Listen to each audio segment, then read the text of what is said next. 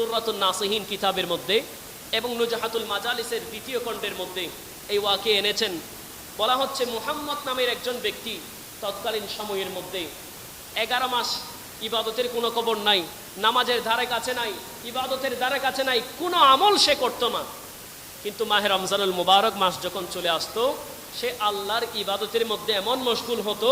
11 মাস তো দুনিয়াদারি করেছে, দুনিয়াদারি সমস্ত কিছু বাদ দিয়ে 1 মাস মাহে রমজান আল্লাহর ইবাদতের মধ্যে কাটিয়ে দিত। সুবহানাল্লাহ।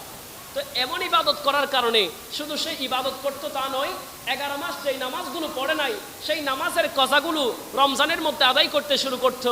তখন এলাকার মানুষরা তাকে গিয়ে বলছে, ইয়া মুহাম্মদ, ইয়া আব্দাল্লাহ, লিমাযা তাফআল, হে আল্লাহর বান্দা তুমি এমনটা কেন করছো? তুমি চাইলে 11 মাস তো আল্লাহর ইবাদত করতে পারো, কিন্তু তুমি শুধু রমজানে কেন এত বেশি ইবাদত করো?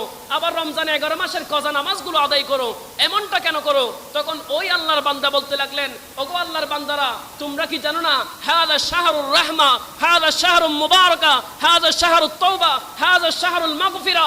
এটা তো রহমতের মাস, এটা তো নাজাতের মাস, এটা মাগফিরাতের মাস, এটা তওবার মাস। আল্লাহ এই মাসের মধ্যে এত বরকত দিয়েছেন। হতে তো এমনও পারে আল্লাহ আমার এই রমজানুল মুবারক মাসের উসিলায় 11 মাসের গুনাহ মাফ করে দিবে। ঠিক তেমনি ভাবে কিছু বছর পরে ওই মুহাম্মদ নামের সেই ব্যক্তি যখন ইন্তেকাল করেছেন, ওই জামানার একজন আল্লাহর ওলি স্বপ্নের মধ্যে তিনাকে দেখেছেন, ডাক দিয়ে বলে, ইয়া আল্লাহ, মা ফাআলাল্লাহু বিকা, আল্লাহ তোমার সাথে কেমন আচরণ করেছে, আল্লাহ তোমার সাথে কেমন ব্যবহার করেছে।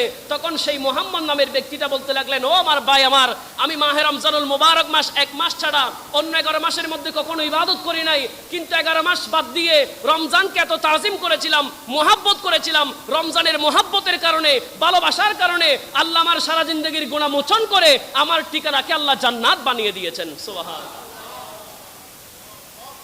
11 মাসের ওসিলা 1 মাস এই রমজান যদি ঠিক হয়ে যায়, হাদিসে পাকের মধ্যে বলা